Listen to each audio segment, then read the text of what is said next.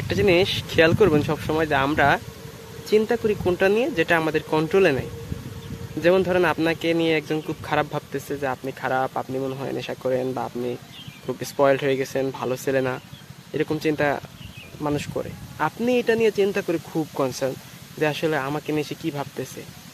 ভাই আচ্ছা আচ্ছা বলেন, আপনি আপনাকে নিয়ে সে কী ভাবতেছে এটা কি আপনার কন্ট্রোলে আছে? আপনাকে নিয়ে যদি সে খারাপ ভাবে সেটাও আপনার কন্ট্রোলে নাই, আপনাকে নিয়ে যদি সে ভালো ভাবে সেটাও আপনার কন্ট্রোলে নাই। সো আমি মনে করি এটা নিয়ে আপনার এত কনসার্ন বা এটা নিয়ে এত চিন্তা চিন্তা করার কোনো কারণ নাই।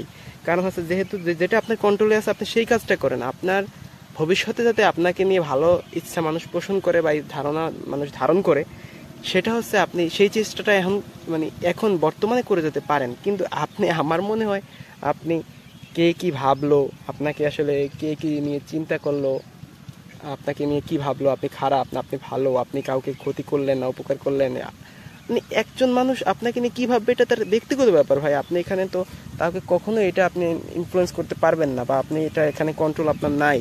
তো যেটা আমি মনে করি আপনার কন্ট্রোল নাই বা আমার কন্ট্রোল নাই সেটা নিয়ে চিন্তা না করাই ভালো। সেটা নিয়ে চিন্তা করবে বোকারা, আমরা তো আর বোকা না ভাই।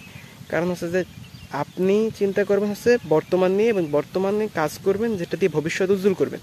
আপনি কে চিন্তা করলো পূর্বে একটা ভুল করে ফেলছি সেটা নিয়ে আমাকে মানুষ খুব খারাপ ভাবতেছে, এইসব চিন্তা ভাবনা করে তো ভাই লাভ নাই, এটা আপনাকে বুঝতে হবে।